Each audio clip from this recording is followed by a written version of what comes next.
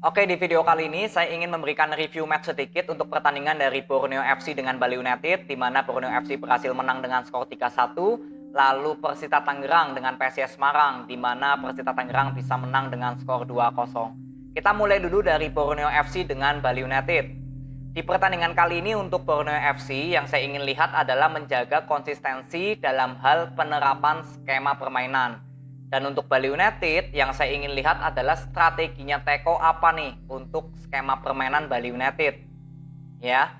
Jadi kalau kita lihat dari line up-nya dulu, sebenarnya Borneo FC di pertandingan kali ini ya kalau menurut saya ya, ini lebih memakai formasi 4-4-2. Jadi Winaington dengan Pato tetap menjadi striker dan Lili Pali lebih ke kiri, lalu ada Puhiri ke kanan. Sedangkan untuk Bali United ini ada sedikit perubahan starting line up. Di sini Jefferson yang baru didatangkan langsung diberikan jam main dari awal, lalu Sidik Saimima dengan Eber Besa di tengah, lalu ditopang dari kanan ada Private, ya kiri ada M Rahmat ya. Jadi ini M Rahmat juga diberikan kesempatan bermain dari awal. Jadi jujur aja untuk di babak pertama ya, saya melihat permainan dari Borneo FC dengan Bali United ini sama-sama bermain seperti nggak ada skema.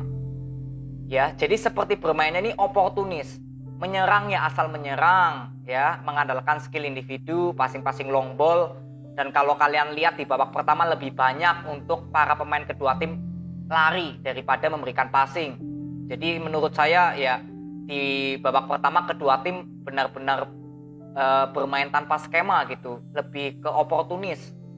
Ya, lalu kita langsung masuk aja di babak kedua karena di babak pertama ya saya nggak bisa mendapatkan apa-apa.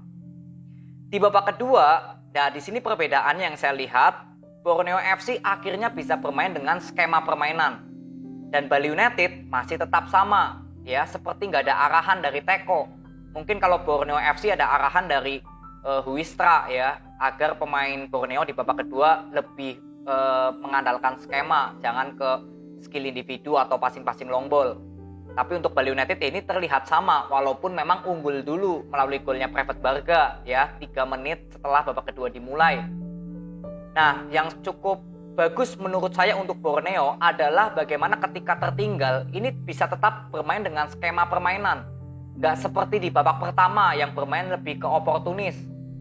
Makanya ketika gol dari Pato ya melalui titik putih, yaitu saya kira nggak perlu diperdebatkan, itu ada tarikan baju ya kalau nggak salah dari pemain belakang Ricky Fajrin kalau nggak salah menarik pemain Borneo FC ya kalau nggak salah. Jadi gol penyama kedudukan satu sama ya saya nggak perlu komentari golnya Pato ya karena penalti.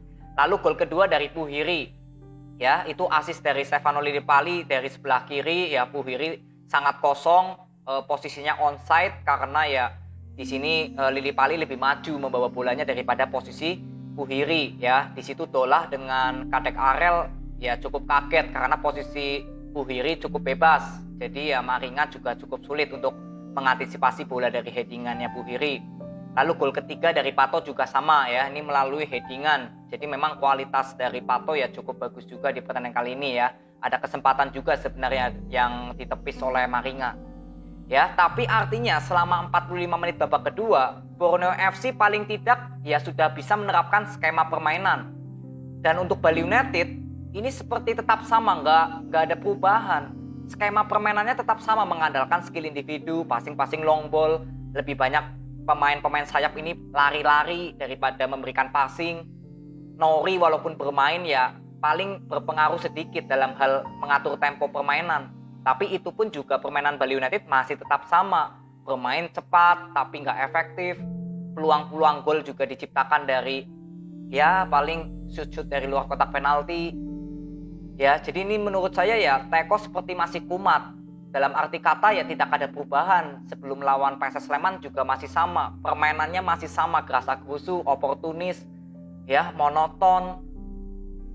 Jadi ini menurut saya perhatian khusus untuk Bali United. Ya, di kesimpulan pertandingan kali ini ya Teko belum ada perubahan, strateginya masih belum jelas, makanya saya belum bisa menyimpulkan ini skema permainan Bali United seperti apa sih gitu loh yang diinginkan oleh Teko. Ini nggak bisa saya simpulkan, kecuali lawan PSM Makassar ya di playoff kemarin.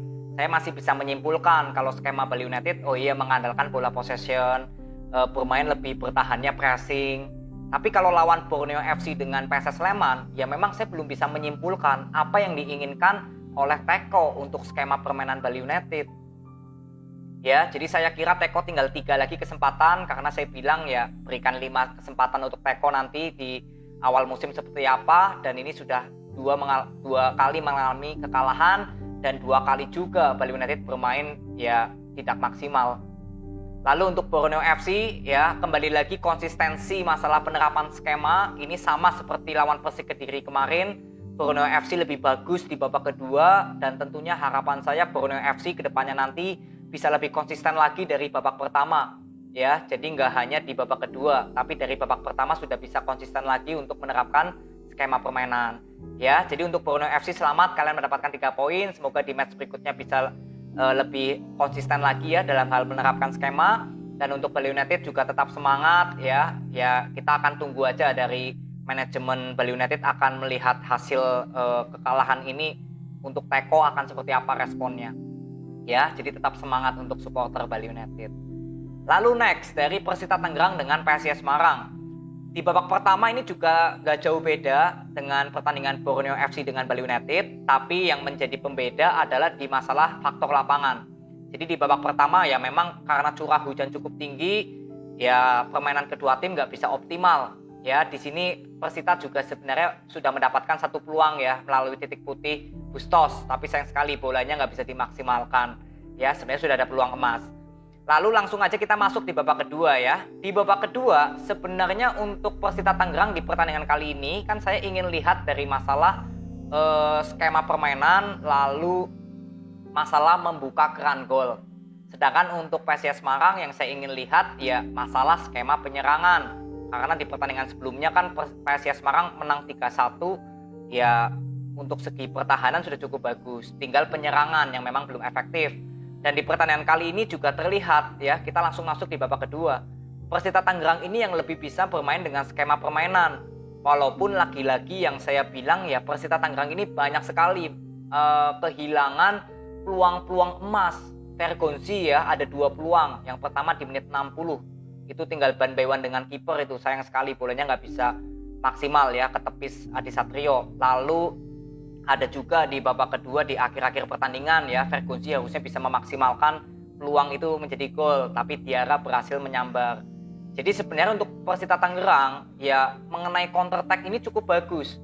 Karena ya untuk melihat permainan pertahanan Persita ya memang lebih condong menunggu di area sendiri.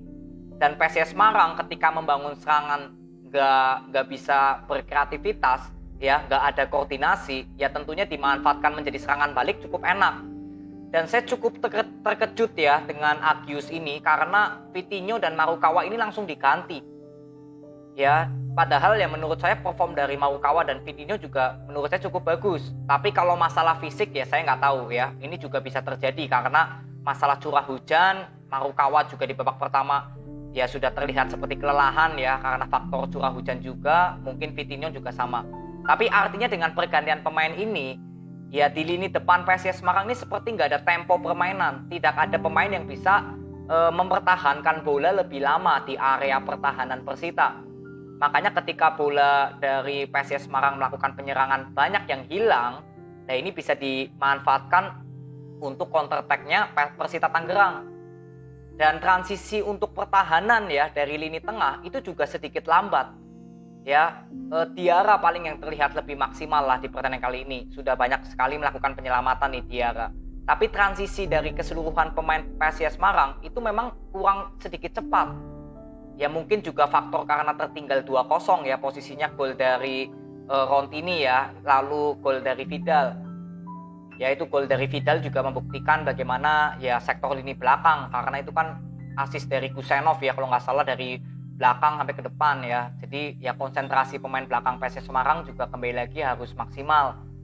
Ya, jadi untuk melihat pertandingan ini di babak kedua ya tentunya ya Persita Tangerang untuk skema permainan semoga bisa lebih maksimal lagi ya. Menurut saya ini belum Persita Tangerang yang seharusnya lah atau yang seperti biasanya. Sebenarnya bisa lebih bagus lagi Persita daripada pertandingan lawan PSIS Semarang. Ya, peluang-peluang juga semoga untuk kedepannya bisa lebih maksimal lagi. Yang penting ya Persita Tangerang bisa meraih 3 poin dulu ya, dan hasil clean sheet bisa didapatkan, ini sudah cukup bagus. Lalu untuk PSIS Semarang ya tentunya dari segi pertahanan kalian bisa lihat bagaimana koordinasi di sektor belakang masih belum maksimal. Lalu masalah transisi pertahanan ini juga menjadi faktor juga untuk lini belakang PSIS Semarang. Lalu untuk masalah penyerangan juga saya belum melihat adanya skema penyerangan yang terorganisir cukup berjalan baik. Ya, ini masih menjadi PR menurut saya untuk Agius. Jadi semoga kedepannya ya PSIS Semarang bisa memaksimalkan lini serang, lalu lini tengah dalam hal transisi untuk menyerang dan bertahan, ya, lalu konsentrasi dari pemain belakang PSIS Semarang. Jadi untuk Persita Tangerang selamat kalian mendapatkan 3 poin, dan untuk PSIS Semarang tetap semangat. Semoga di pertandingan berikutnya PSIS Semarang bisa meraih hasil maksimal ya. Terima kasih, sampai ketemu di video berikutnya. See you.